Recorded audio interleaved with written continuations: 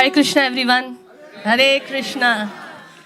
I first of all like to offer my heartfelt gratitude to the devotees who have given this very wonderful opportunity to associate and interact with these beloved disciples of Srila Prabhupada. In fact, we all are very fortunate and blessed to have their association today. As we all know, in Chaitanya Charitamrita, it says that Sadhu Sangha, Sharva Sastra Haya, Lavamatra Sadhu Sangha, Sarva Siddhi Haya. So, the verdict of all the scriptures is that even a moment association of such exalted saintly devotees can give us all success. And today it's not just moment. So, one moment is, lava means one moment, that is 1/11th of a second. And today we are going to have so many seconds of their wonderful association, and not just to one saintly association, two wonderful, amazing, exalted, stalwart disciples of Srila Prabhupada. She's the amazing saintly associate. We're just here to serve her, right? Yes. Let us welcome them by three big Haribols. Haribo! Haribo! Haribo! So before we begin, I thought we'll give a short introduction. Of course, we are going to hear more from them directly, but just thought a little introduction about both these exalted Vaishnavas. His Grace Deena Bandhu Prabhu, we all know he's known for his sweet Vraja Leela narrations. Yes, Prabhu can transport us from London to Vrindavan immediately.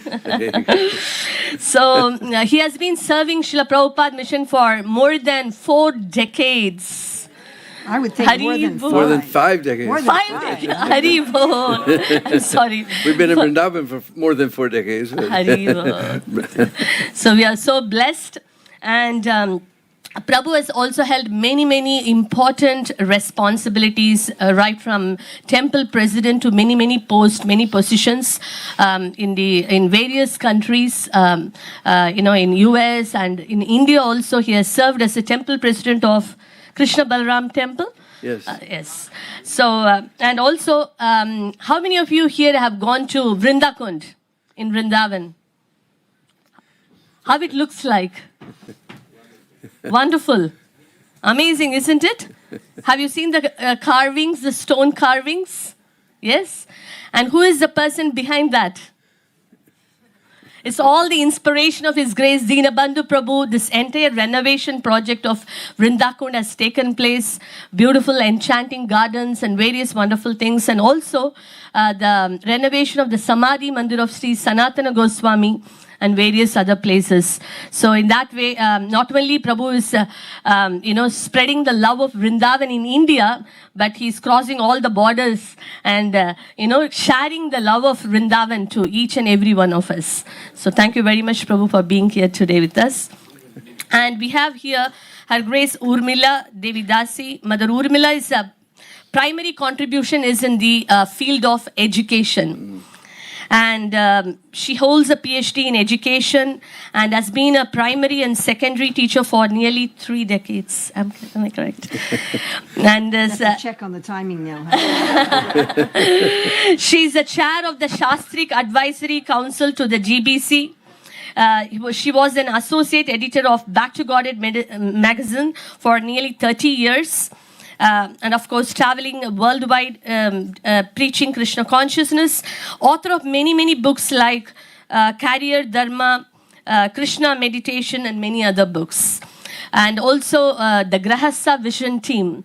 You have been I was involved with starting that, and I worked with that for 2 or 3 years, I guess. Oh, thank you so much. So again, 3 big Haribols. Haribo! Haribo! Haribo! So we are very curious first to, start with how you came in touch with Srila Prabhupada and the Krishna conscious movement, Deena Bandhu Prabhu. You're asking him first or me first? Anyone? You go. Ladies first. Well, the problem is that's a very long story. Yeah, right. Yes. You also have a long story? Yeah. Yeah, I actually have, if you go to my website, urmiladasi.com, Okay. and you go to unpublished essays, Okay. it's, I think, the first essay I have there is a 3,000-word essay. I mean, the very simple answer is that I read Prabhupada's Bhagavad Gita at Yes. university. That's a very simple answer. My first contact with Krishna consciousness was when I was 12 years old in 1967. I had a sister who lived on the Lower East Side. She and her family lived there, and I used to walk around there. And I'd walk into the Krishna store, it was called, by Alan Coleman, and he had made a record, the Happening album. So I would go in there and listen to that record. So that was my first contact. And then I actually visited the New York Temple in 1969 when I was 14. So that was my first contact, was then. And just visiting the temple in 1969, I mean, I was too young to like move into the temple. But I decided that I believed in Krishna consciousness. And then later, when I was 17, so this is 72, a friend of a friend of a friend had Prabhupada's Bhagavad Gita at uni. And I said, oh, isn't that the Hare Krishna book? It was actually just sitting on the floor in the dorm room.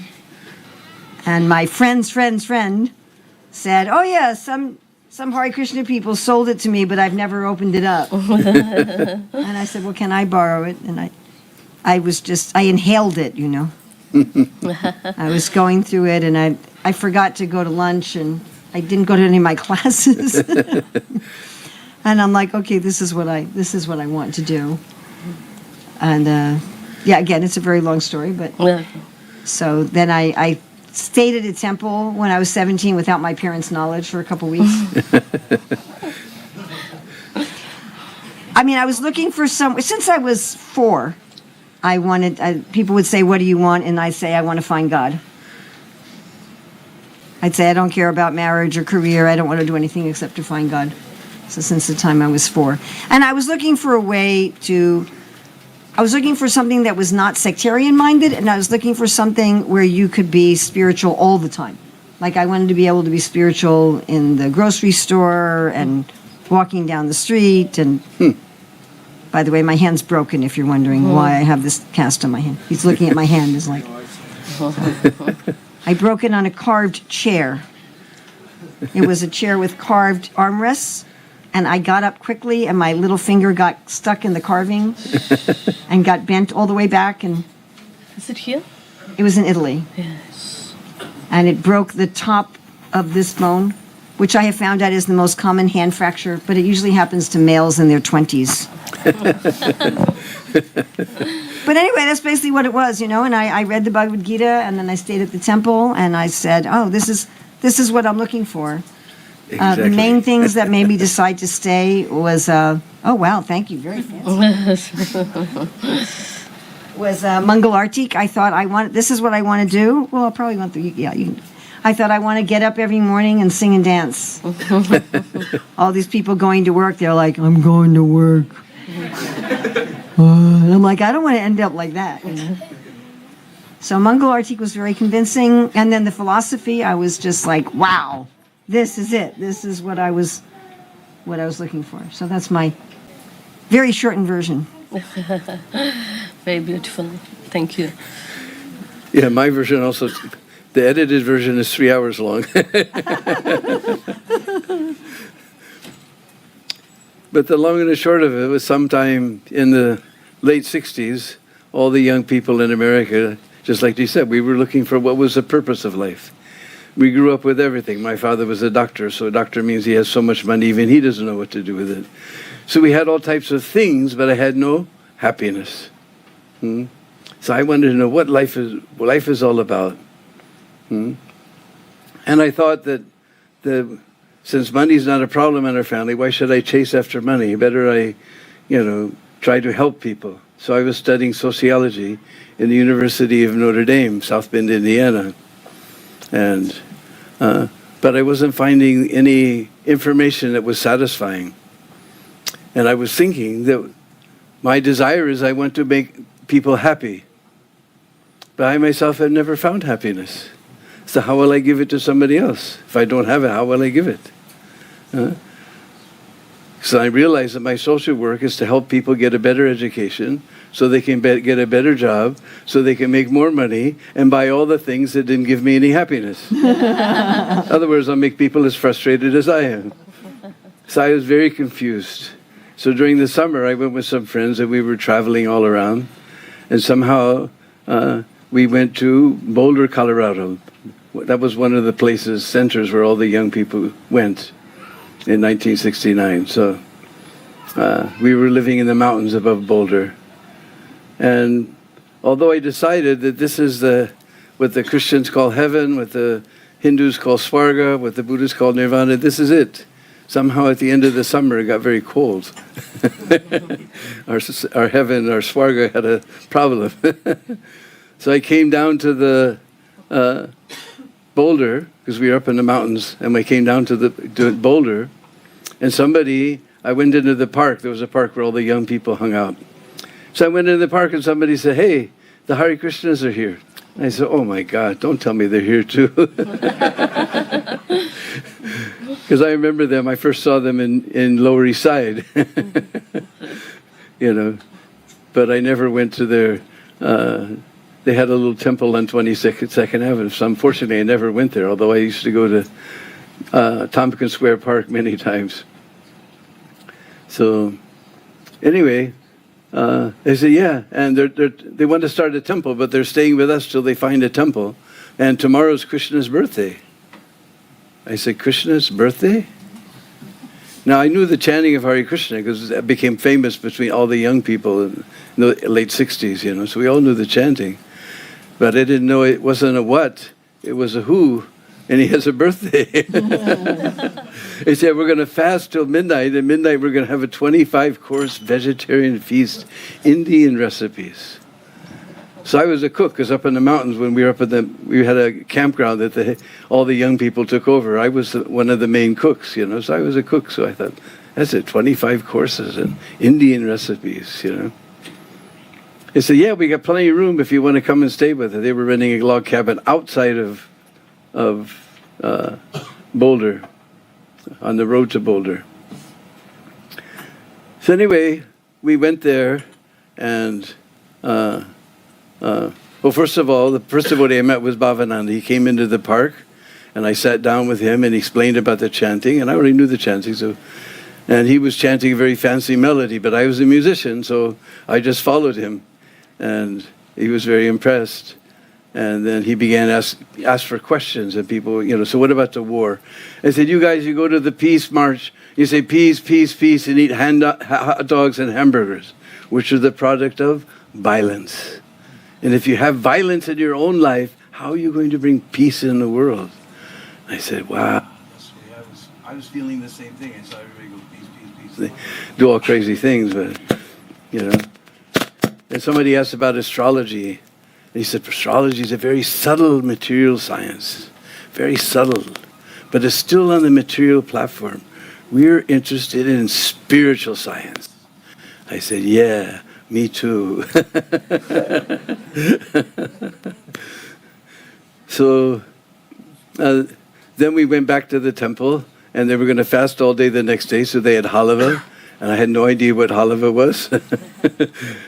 But we used to make halava with butter, and butter halava has a different taste than ghee halava.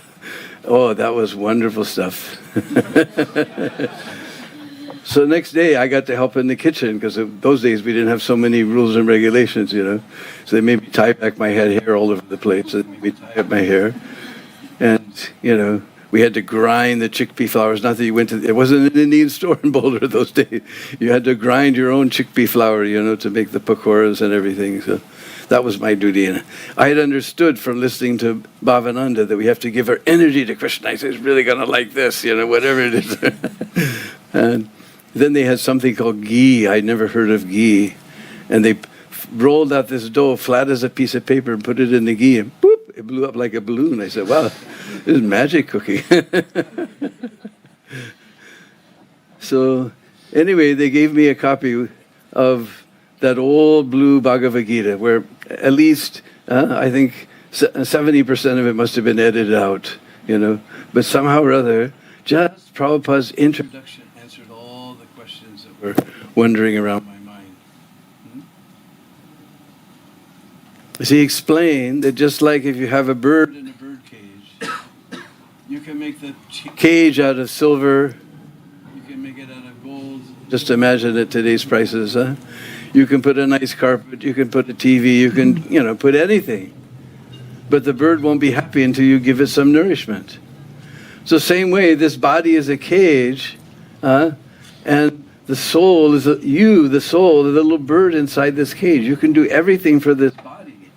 Give the body all types of facilities that I already had, but unless you give some satisfaction, some nourishment to that soul, the little bird inside this cage, how will he be happy?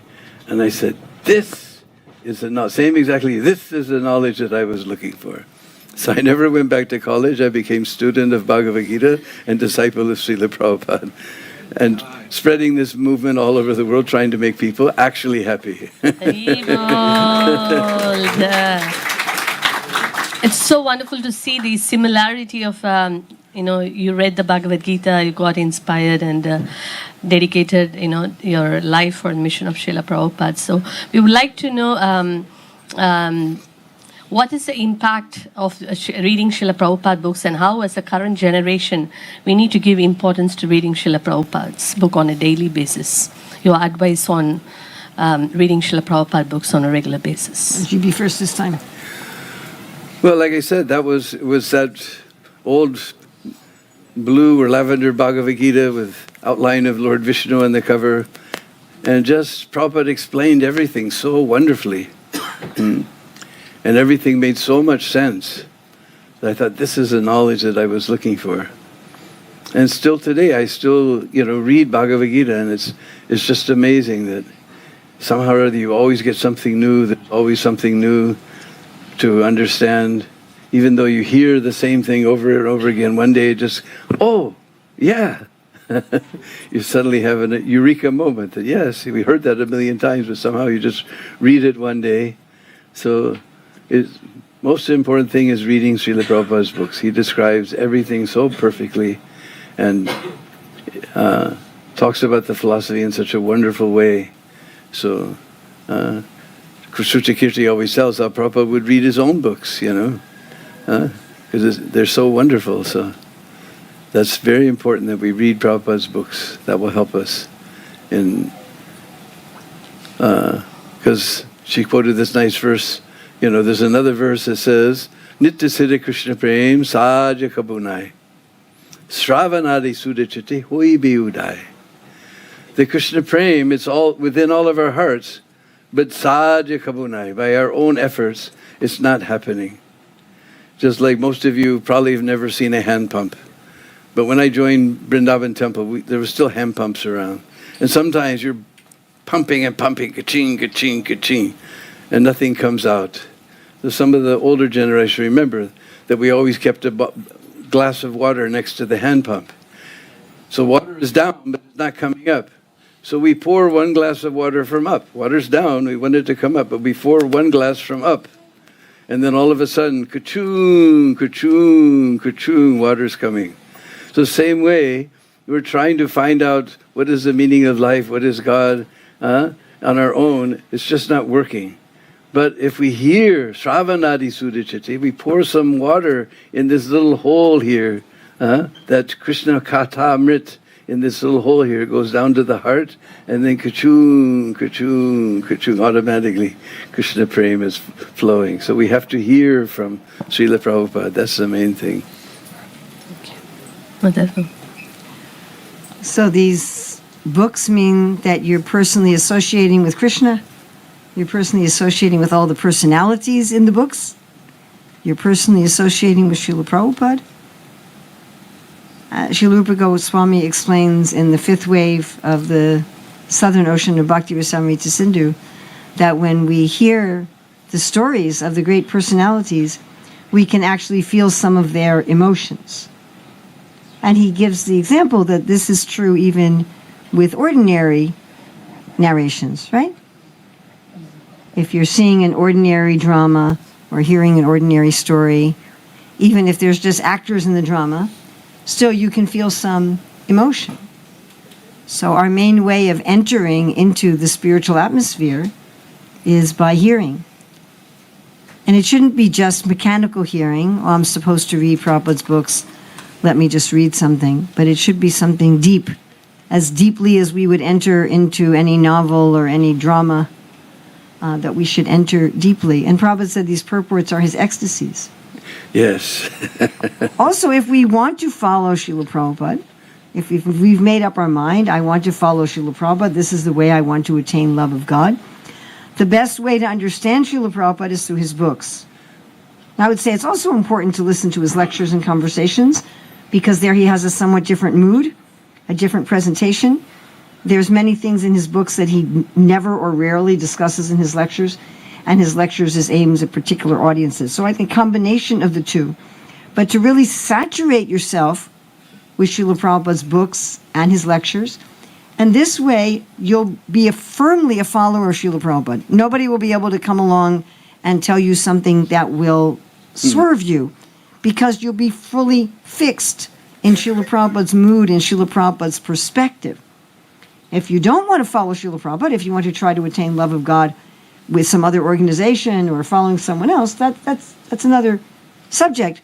But if you've made that decision, I really want to love Krishna as a follower of Srila Prabhupada, to try to do that without regularly reading his books and listening to his lectures, you may not really accomplish what you set out to accomplish.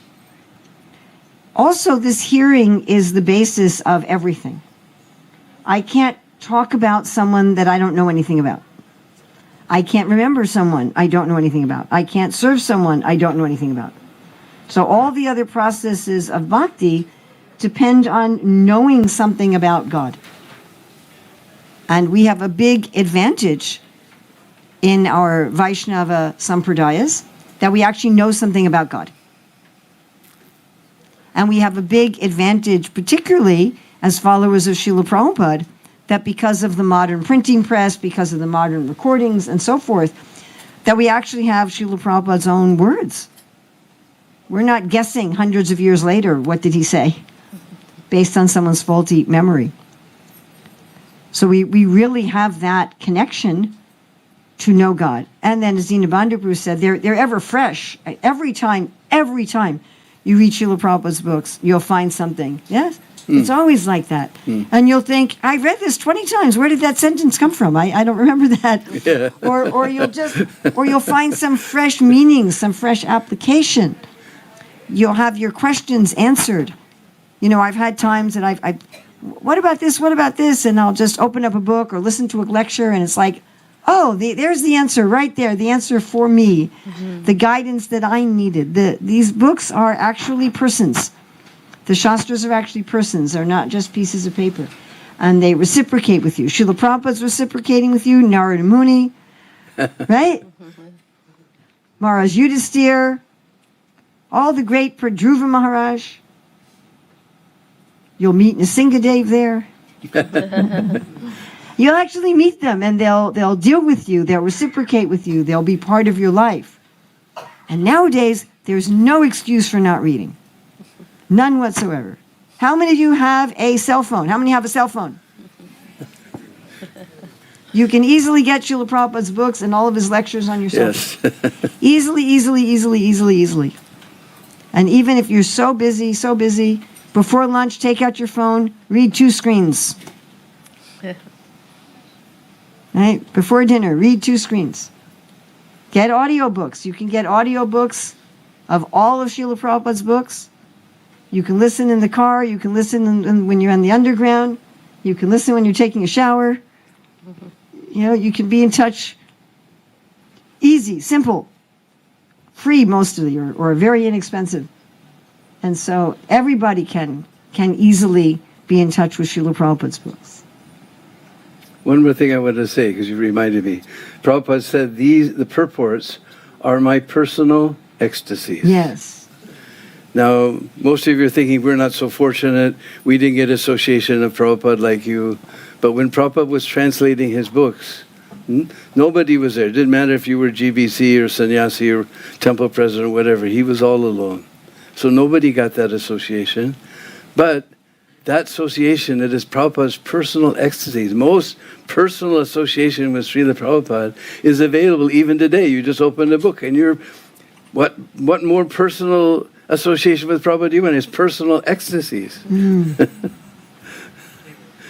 I would strongly suggest, again, if you want to know and love God, and if you understand God to be Krishna, and if you want to know and love God under the direction of Srila Prabhupada, read something from Srila Prabhupada's books every day. One screen on your phone, 5 minutes of audiobook, but something. Don't let a day go by where you're not in touch with Srila Prabhupada's books. And you'll find that just doing that will transform your entire life and give enlivenment to your spiritual practice. Haribo. Thank you so much for this inspiration and the practical tips you have given. We'd like to hear your first encounter with Srila Prabhupada.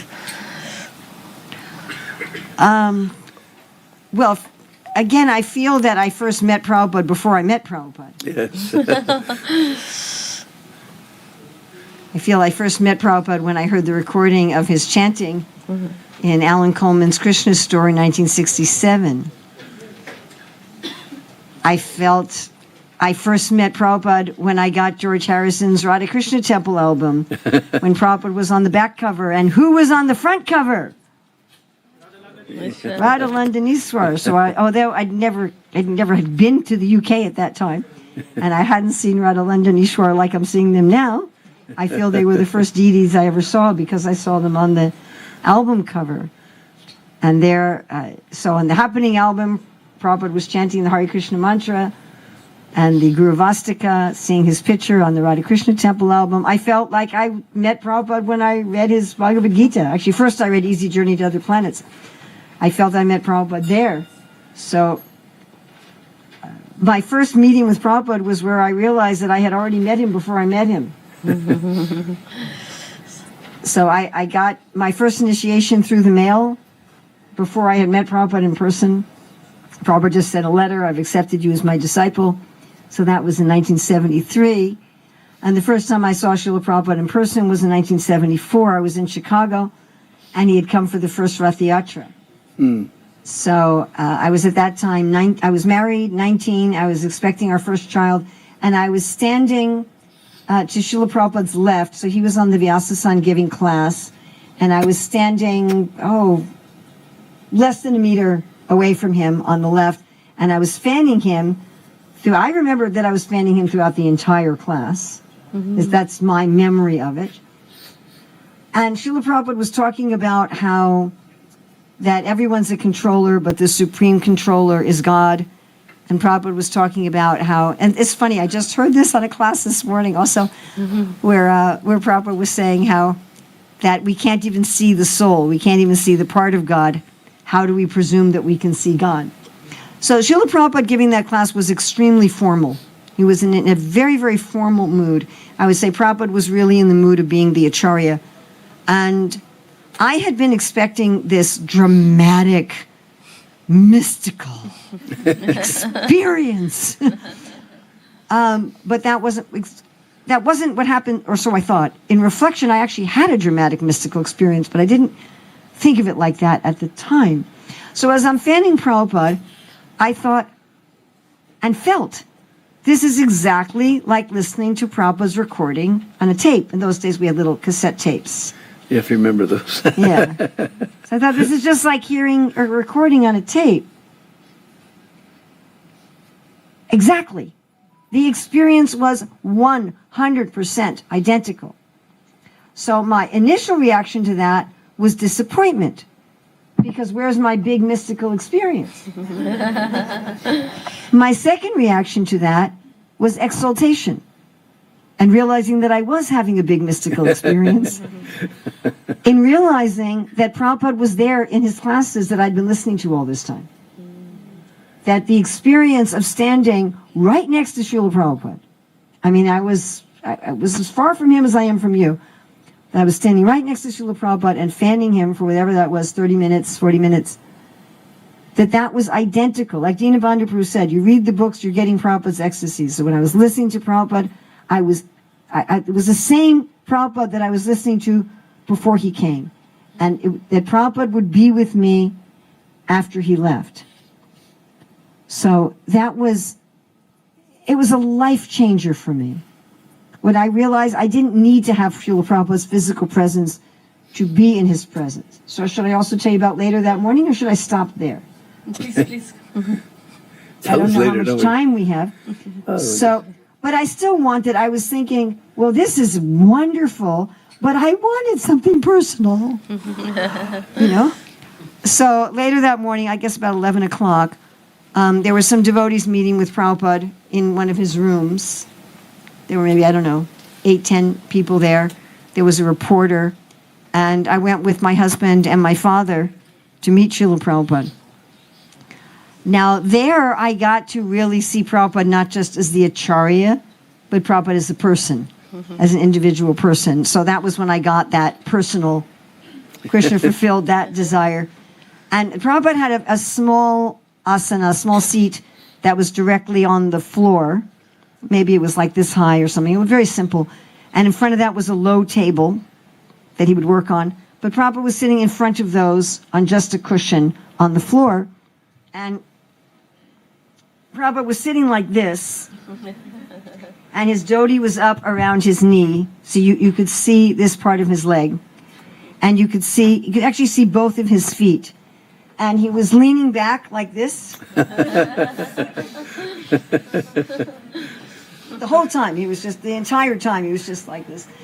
And so this reporter was saying, why did your followers pick you up from the airport? The devotees had rented a fancy car. And Prabhupada said, I knew you were envious, and that's why I'm not sitting on my seat. Although his seat was very modest also. Anyway, then, it was mostly my father at that point talking to Srila Prabhupada. And my father said, I'm in the food business. He said, I wonder why you're so eager to give everyone your food, even people who don't know your philosophy. And Prabhupada again, he's like this. He says, do you believe in infection? And my father says, yes. Prabhupada says, so if you eat the food of an infected person, you will get their disease. And if you eat the food that Krishna has eaten, you will be infected with Krishna's disease. So we were all also enjoying that. And then my father eventually, I'd say within the next 2 years, actually started chanting Hare Krishna and offering his food. But at this particular meeting, he said, Srila Prabhupada, I'm not coming here to see Krishna. Like in some temples in India, if you're not a Hindu, you can't come in. So I think he was feeling a little awkward. He said, I'm not coming to your temple to see Krishna. I'm coming to see my daughter and son-in-law. Is that okay? And Prabhupada says, yes. He says, yes. He says, they are loving Krishna. And I'm sitting there thinking, I don't know if I love Krishna. Prabhupada says, chanting and dancing are symptoms of loving Krishna. He said, so they are loving Krishna and you are loving them. So two things equal to the same thing are equal to each other. And that statement, that was very life transformative for me. That I realized that I can preach if I just love Krishna and I act decently so people like me, that's preaching. Then my father said, again, he must have had some anxiety, and he said, I'm not coming to the temple to see Krishna, I have my own religion. Is that all right if I have my own religion? And as I said, I was looking for something non-sectarian. I had no interest in any organization that would say, we're the only best, wonderful religion in the world and everyone else is going to go in eternal fire. I mean, that had no attraction for me. And Prabhupada said, yes. He was just like this. He says, yes. He said, there can be many religions. He said, just like we are in Chicago. So there are many planes going to Chicago.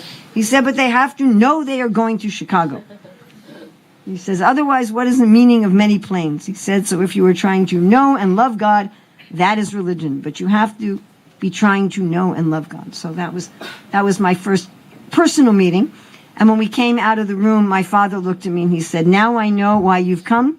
He said, this is a genuine holy man.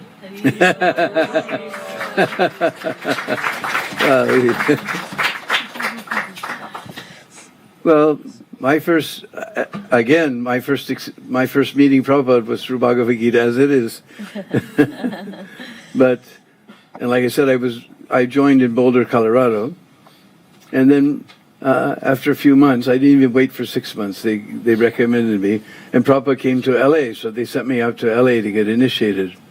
But that was the old temple that didn't have any place for Prabhupada to stay. That was on La Cienega Boulevard. Now they're on Watseka. But so Prabhupada had a flat nearby. He came in the morning for Darshan Artik. He gave the class. After class, he always had kirtan for 5 or 10 minutes. We don't do that anymore, but always after class he'd get his gong and he'd have kirtan for 5 or 10 minutes. And then he'd go back to his flat and we wouldn't see him again till the morning. So we arrived just after noon, so we weren't going to see Prabhupada till the next day.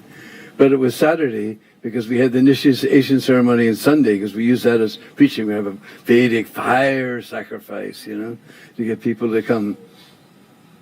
So, but Saturday night in LA meant to go to either Sunset Boulevard or Hollywood Boulevard. And in America, if chanting on the streets is your religion, nobody can stop you. But if somehow you block traffic, then the police will get you on that one. So there was a place where, in front of a restaurant called Diamond Jim's, where the building came down like this, but there was this triangular shape to get to the door. So we would push people into that triangle place, and we would have our backs to the street chanting. A wonderful devotee named Vishnu John was singing, and we would be dancing, and he would have us in a half a circle like this. He said, just like Krishna's eye. And he would play so fast. He said, we don't want to leave any gaps for Maya to enter. So Vishnu John was playing and we were all dancing. We had our backs to the street, but Vishnu John was at the end of the line. He can see the street, he can see the sidewalk. Suddenly his eyes got big as saucers. And he said, Prabhupada, and fell down on the sidewalk like this. But we didn't see anything that in front of us that would make him do like that. So something must have happened behind us. And we turned around, and now you know how old I is, because Prabhupada was there in a Ford Admiral. You probably never even heard of a Ford Admiral. So now you know how old I am. Prabhupada was in a Ford Admiral. And when I told this story in Vrindavan, the Garga Muni told me, yes, I remember that night. Prabhupada said, I want you to take me to Hollywood Boulevard so I can see how my disciples are pushing on the movement of Sri Chaitanya Mahaprabhu in this horrible place called Hollywood. So Garga Muni drove him out there. We turned around. Prabhupada was in the window and he was making pranams to us. We were embarrassed, because, Prabhupada's a pure devotee and he's making pranams. He was so, what do you say, grateful. That we were pushing on Lord Chaitanya's Sankirtan movement in this horrible place called Hollywood. He was so grateful. He was making pranams to us, and we were the type of people that, to keep track of us, Yamaraj crashed his hard drive. We wanted to peel up the sidewalk and crawl underneath, so we paid her obeisance. So that was my first interaction with Srila Prabhupada, was seeing how so grateful he was that his disciples were pushing on the Sankirtan movement in this horrible place. Then the next day I got initiated. And then, those days, Prabhupada would chant on your beads right in front of you. And it wasn't, in those days, it wasn't that you went to the temple store and bought some Tulsi beads. There was no temple store and there was no Tulsi beads. We just used to go to a place called Tandy Leather Company. Leather company, because all the hippies, they would put wooden beads on leather straps. So we would get these beads from Tandy Leather Company, and we'd tie the string on the doorknob and stretch it all the way across the room, because when you tie 108 knots, that string disappears. And we would, Hare Krishna, Krishna Krishna, Hare Hare, Rama Hare Rama, Rama, and then pull another one, and finally it would just shrink. And so the person who made me a devotee was Bhavananda. He's from Hollywood, so he had to get these very, very white beads. And Prabhupada was the last initiation where Prabhupada chanted on the beads in front of us. after that he would chant, and they would just put them on the microphone stand and hand them out, you know. But Prabhupada, I gave my beads to Prabhupada, and he took them like this, and he was chanting. I saw exactly how he chanted, right on the tips. Hare Krishna, Hare Krishna, Krishna Krishna, Hare Hare. Then he rolled to the side like this. Hare Ram, Ram Ram, Hare Hare. Hare Krishna, Krishna Krishna, Hare Hare. Hare Ram, Ram Ram, Hare Hare. So I still chant like that, because sometimes, you know, you get spaced out and you're Hare Krishna, Hare Krishna. But if you do it like that,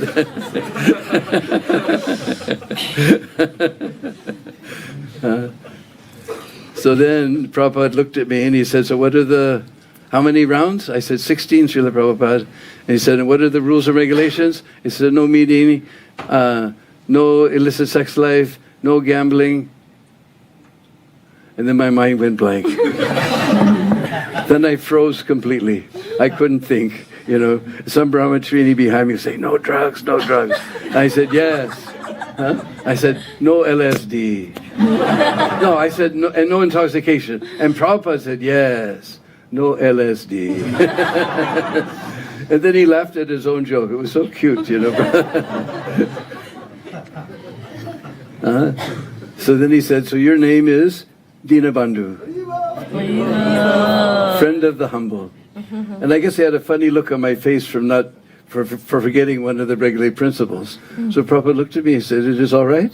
I said, oh yes, Prabhupada. And then I knew that you don't dare reach with your left hand for those beads, you know, because Prabhupada would boop, yank them back. So I took the beads from Prabhupada, and that was my first real interaction with Srila Prabhupada. Then, one more thing. Then we all went to take the feast after the Prabhupada gave a nice lecture. He did the fire. This is one of the last ones where Prabhupada did everything. He made the colors on the Yagya Kund. He did the fire sacrifice. He gave the lecture. He chanted on the beads. Everything. Then he was. There was a big, tall platform for where Prabhupada's Vyasa. And this was the first Vyasa son. Narnarayan, my wonderful godbrother, is no longer in this world. He made this beautiful Vyasa son with a big, you know, chari embroidered umbrella over top, you know.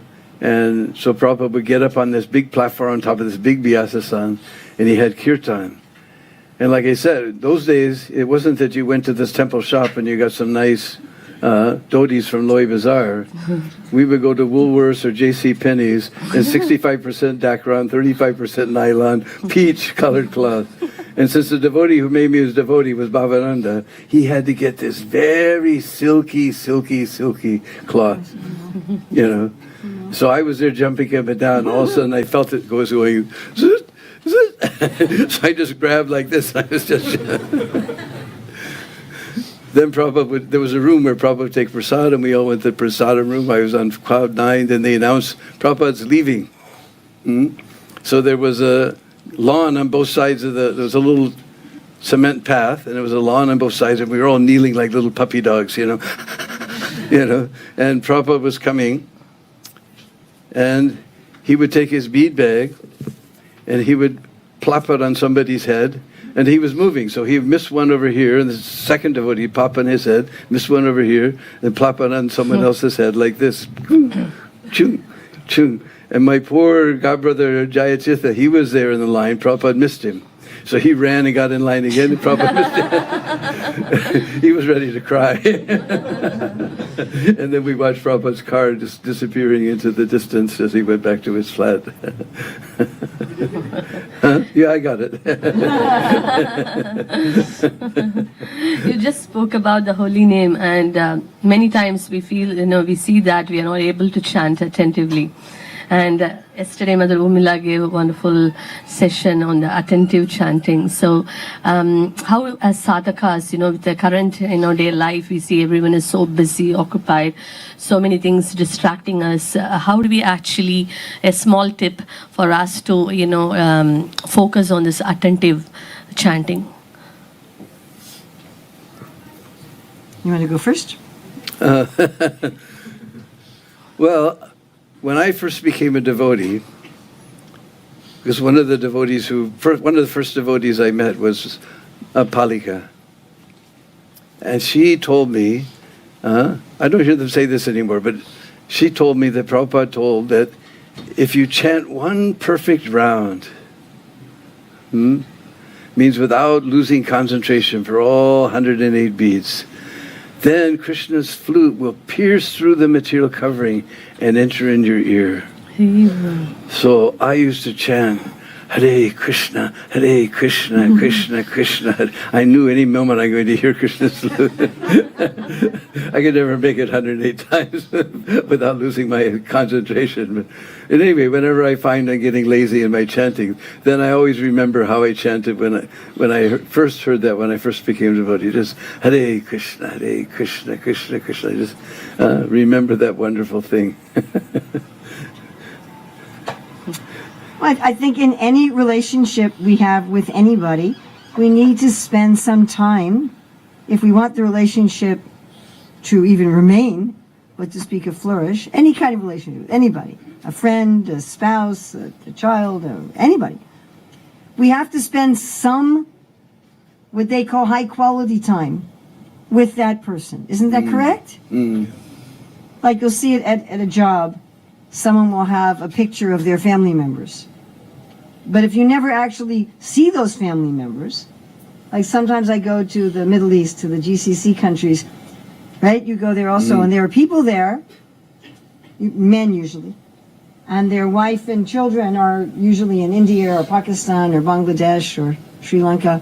And sometimes they're seeing their family 2 months every 2 to 4 years. They're just sending money. So that's not a relationship, you understand? You just see somebody every 2 to 4 years. It's very difficult to have a relationship with them. If you just have your family pictures on your desk, but you never actually spend any time with your family, then that's, just giving them money. I mean, that's nice. So if we're just always working for Krishna, I'm doing this for Krishna, I'm doing this for Krishna, I'm doing this for Krishna, I'm doing this for Krishna, he's the picture on my desk that I'm doing everything for, that's good. But Krishna also wants us to spend some time with him. So we have our kirtan, our Sankirtan, where we're all being with Krishna together. Like you can think, all the residents of Vrindavan, they're coming together under Govardhan Hill. They're coming together when Krishna's in Kaliya. Almost everyone's there then, not everyone. Rohini's still cooking. But there are some times when the residents are all coming together. So that's kirtan. We're all being with Krishna together.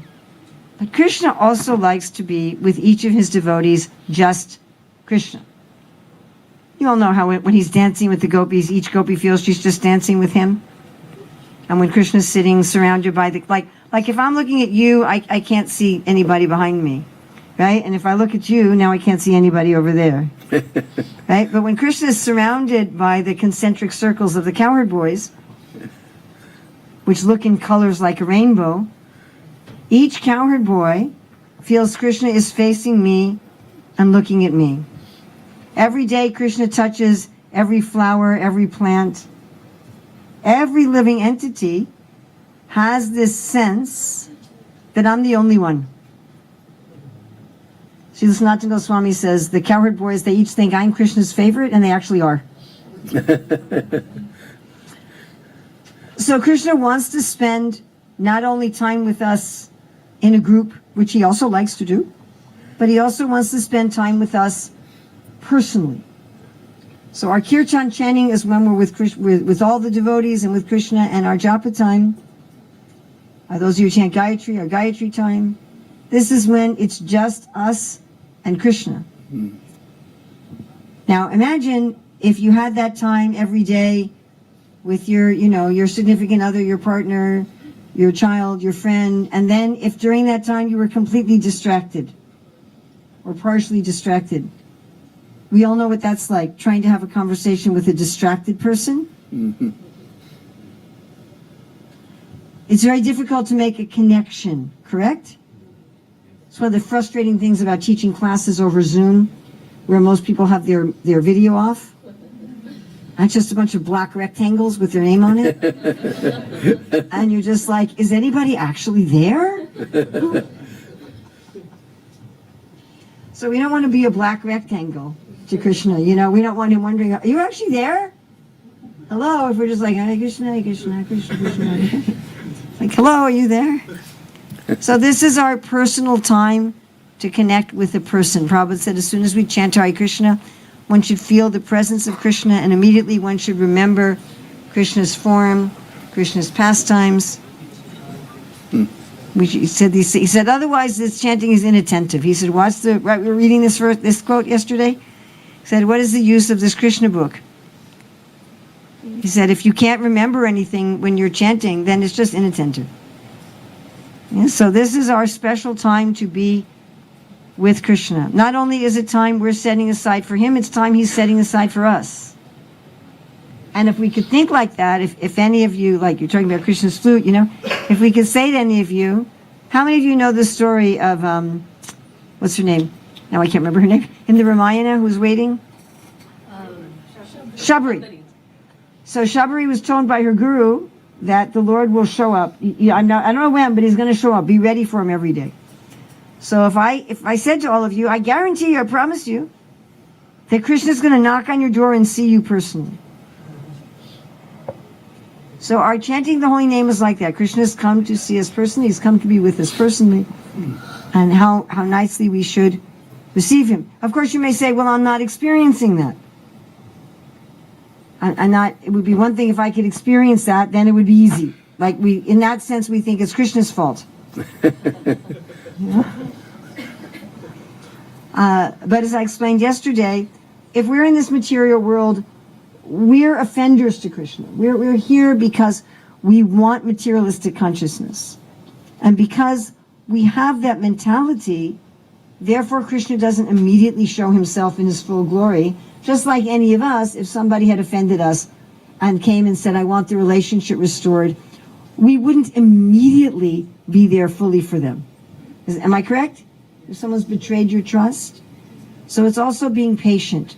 That if I make this time, I make this space for Krishna, he's already here, he's already with me, but eventually he will, as he sees that I'm there for him, eventually he will fully manifest himself to me. So, we could see that, you both are so surrendered, dedicated, and we see many Srila Prabhupada's disciples, all Srila Prabhupada's disciples are... By the way, that's never how you praise people. It's totally the wrong way to praise people, right? Isn't it? As soon as she's saying that, what were you thinking? I'm fallen. Exactly. As soon as you say that, I'm just thinking, I'm not surrendered or dedicated. So I don't think that works very well. Just to let you know, it's not very effective. It's actually kind of like... my question is like, you have so much love for Srila Prabhupada. Again, she's doing this. That, so we would like to hear from you, how can we develop a drop of that attachment and love what you have for Srila Prabhupada so we can push on this mission of Srila Prabhupada? You already have that, that's why you're all sitting here. Yeah. All right, done. You already have. Otherwise, you wouldn't be here. You're humble, please. No, that's... If it's fact. Because there's so many, you could go to the movies, you could do so many things, but you're all here. So maybe I will put the question another way. How can we develop attachment to the instructions of Srila Prabhupada and to serve Srila Prabhupada's mission with full determination? Well, we already talked about reading Prabhupada's books. Yes. You can't be attached to Prabhupada's mission if you don't know what it is. So I think, to really steep ourselves in Prabhupada's instructions and his books and his lectures. And if you do that, I'd be very surprised if you don't find some inspiration. Huh? Yeah. It's still going, okay. I personally think it's almost impossible to read Prabhupada's books regularly and listen to his lectures regularly and not be inspired. I'd say beyond that, if you really think about the... No, it's out. If you really think about how broad Srila Prabhupada's mission is, Prabhupada said it's not narrow or stereotype, and you really meditate on, we don't have time to go into this in depth at this point, but if you really meditate on what a Krishna conscious world would look like. If you really meditate on what a Krishna conscious world would look like, then it's not that difficult to think how you might want to contribute to that.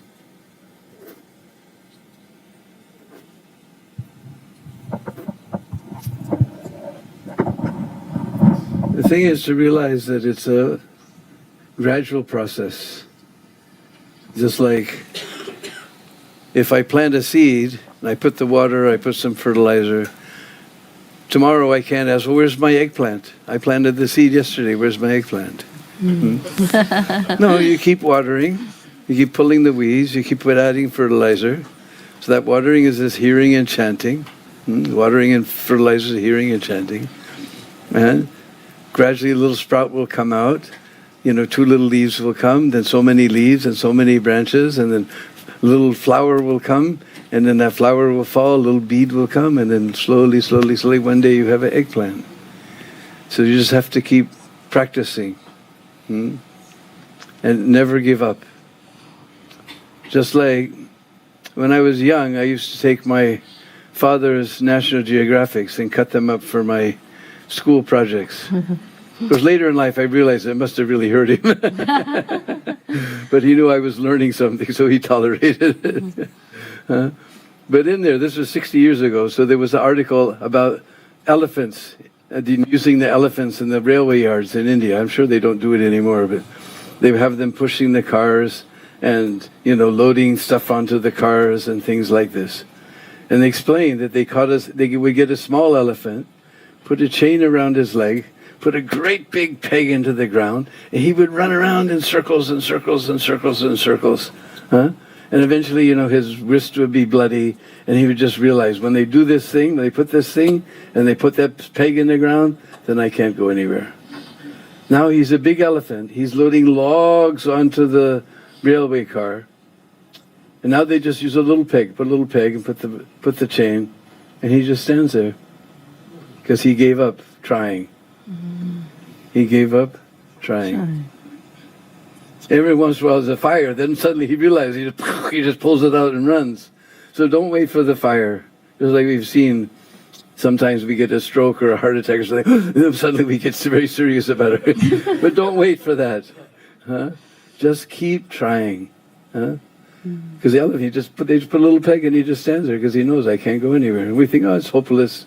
I'll never become Krishna conscious. But just as long as you're chanting, associating with the devotees, eating prasadam, you're growing in Krishna consciousness. One day you'll pull that peg and throw it far away. But just keep trying.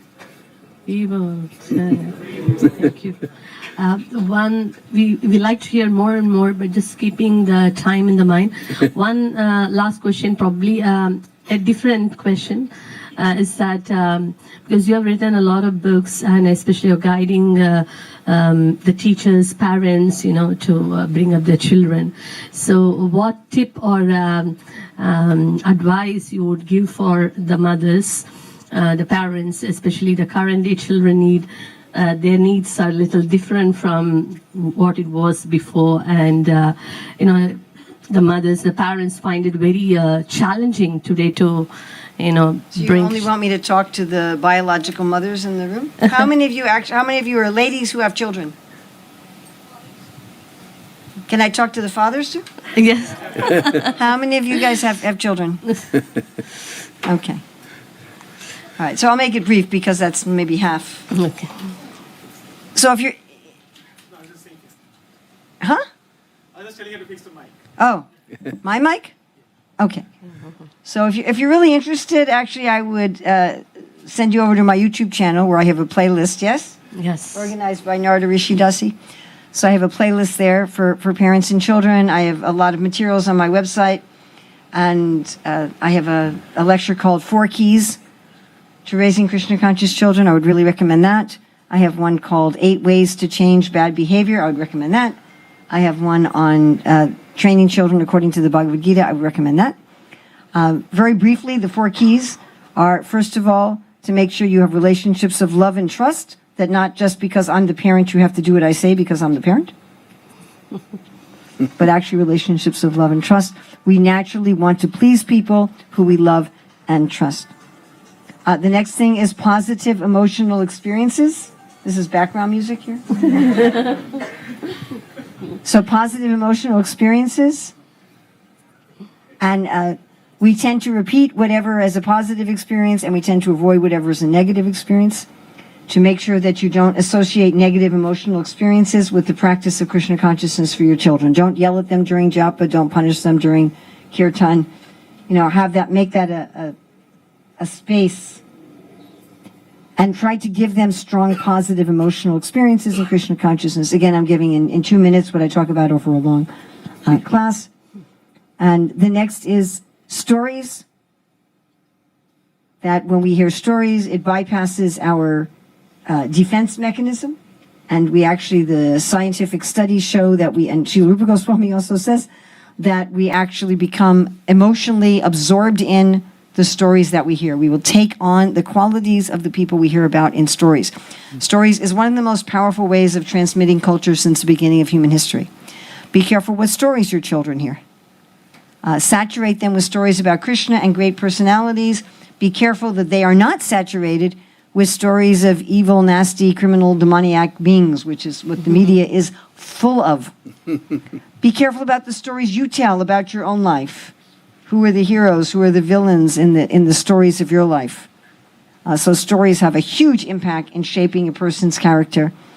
And finally, meaningful service. So all of us as human beings have a strong drive for meaning. Animals, not so much. But human beings, we want what we do to matter. We want it to have some meaning. So until the Industrial Revolution, children all did meaningful service from a very young age. Like Krishna and Balaram were taking out the calves. How old were they? I always wonder, because they take out the cows when they're 6. So how old is it when they start taking out the calves? 4? It's got to be before 6. So it's got to be 5. But is it earlier than 4, 3? Do you know? If he doesn't know, I don't know what I'm going to. So let's just say, sorry, I didn't mean to put you on the spot. I figured you know that for sure. So, and Krishna's about 4 or 5. Krishna and Balaram are like 4 or 5 years old. They're already doing meaningful service. They're already helping with the family's livelihood. Like in the Leela where the boys are playing in Bandiravan and the cows wander away. And the boys first didn't notice because they were playing. And then when they noticed, they had anxiety. Oh no, this is our family's livelihood. We had some actual responsibility here. So human beings thrive on a sense of meaningful work and responsibility, especially if that meaningful work is in accord with their nature. As you mentioned, we've written this book, Career Dharma, and we're doing a lot of training as to how to discover what's your nature and how to use that nature in your livelihood in Krishna's service. We're also training people to coach others in Career Dharma. So we were working in one of these coaching sessions with this young devotee lady, 17 years old. And we said to her, so what do you want to do? Oh, I want to do this and this and this. And we said, well, have you ever read anything about that? No. Have you read a book about it? No. An article about it? No. Have you watched a video about it? No. Do you have any experience with it? No. So what do you do all day? And what do you think the 17-year-old girl did all day? Scrolling, she would have seen a video. Computer games, only at 17. That's only, and we asked her, what skills do you have? I'm good at game playing. What do your friends know you for? That I'm good at playing games. So 17, no practical knowledge, no practical skills. I meet people nowadays, 27 years old. Oh, I have an MBA. Oh, very nice. Do you know how to cook? No. I said, well, you must know how to cook something. Do you know how to cook rice? No. Pasta? No. Porridge? No. I said, you're right. You don't know how to cook. I went to a supermarket once in a unfamiliar place. I was traveling, and I said, I was going to be cooking something. I said, where are the spices? The what? I said, the spices. Oh, okay. Takes me over to the ketchup and mustard.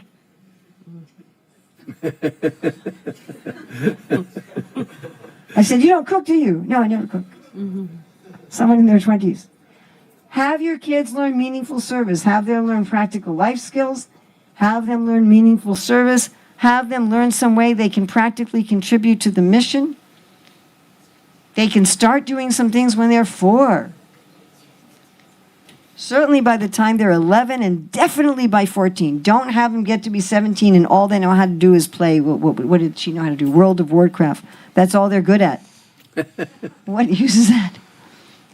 So relationships of love and trust, positive emotional experiences connected with spiritual life, stories, and meaningful service. Even just one of those is very powerful. But if you have that as part of your children's upbringing, then they will grow up to be responsible. I mean, generally, every once in a while there's an odd things happen sometimes. But generally speaking, they will grow up to be responsible people who want to love Krishna.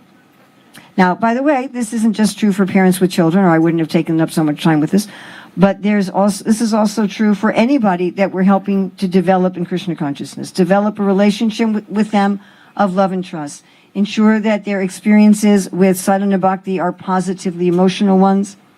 Talk about Krishna. Talk about Krishna's devotees. Don't just talk about politics or this or that. Right? And help people to do meaningful service in Lord Chaitanya's mission. Thank you. Prabhu, the question is like, how do we develop attachment for Vrindavan Dham? We are actually here maybe once in a year, or sometimes even once in 3 years, 4 years, or 5 years, we visit Vrindavan. So we are quite far away from Vrindavan. So how do we develop, the attachment for the holy Dham? But the point is still you go to Vrindavan, just like Jagadananda, Mahaprabhu told him, I want you to go to Vrindavan, you stay with Sanatana Goswami, you see all the places with him, and he said, you won't understand the Brishvasis, don't offend them. At the same time, don't mix intimately with them, and then I want you to come back. Because if you stay there, just like we say in English, familiarity breeds contempt. There's so many, nowadays there must be 100,000 people who live in Vrindavan. But maybe out of that 1,000 they're actually feeling that I'm living in Vrindavan. They all forgot this eating, sleeping, and making politics. But if you go there, then you'll come back here to London, you'll think, oh, we went to Vrindavan.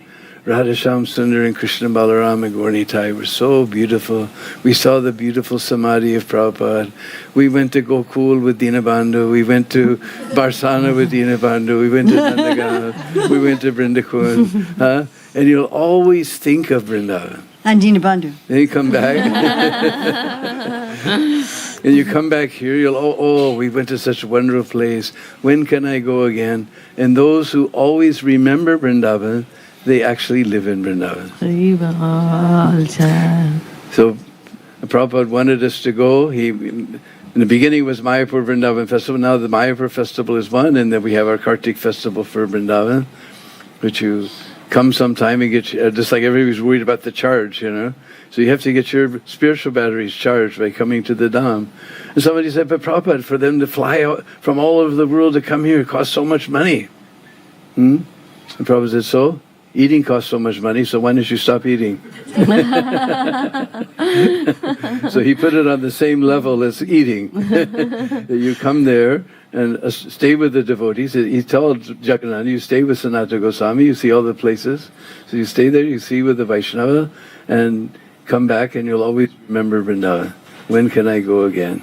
And those who actually remember Vrindavan, they're always living in Vrindavan. Thank you.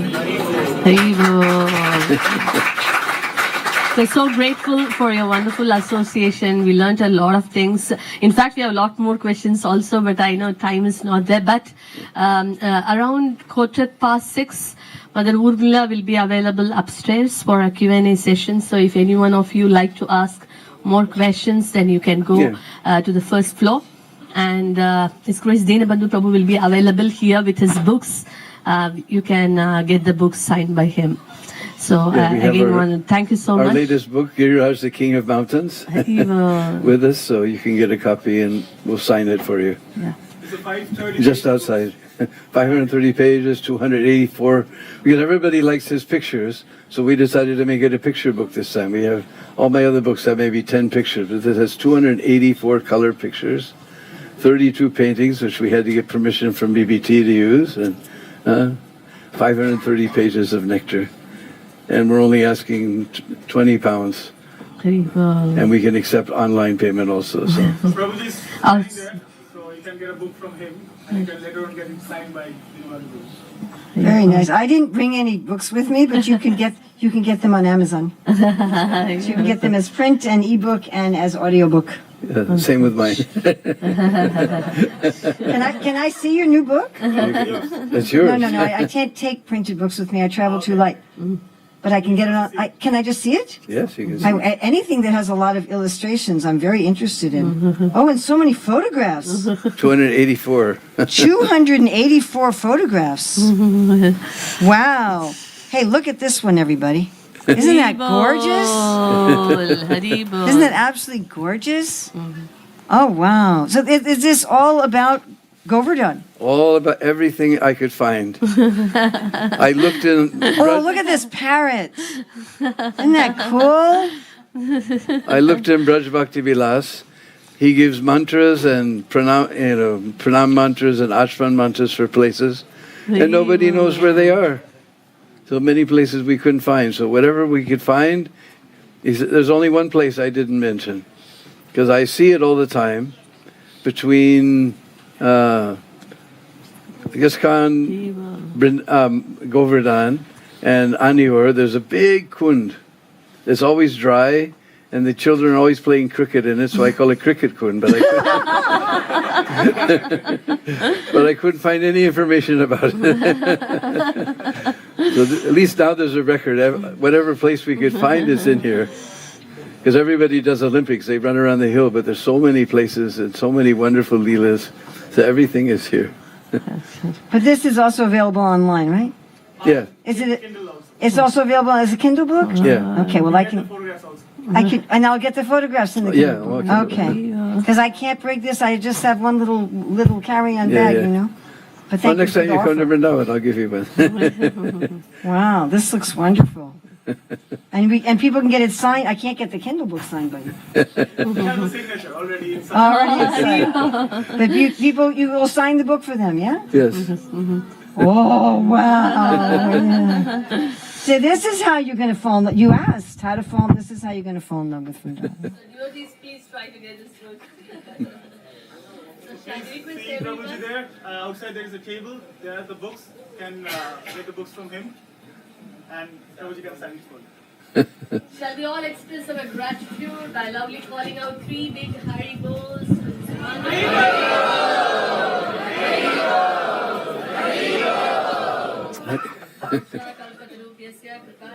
Yeah, Vicha. Bhavani.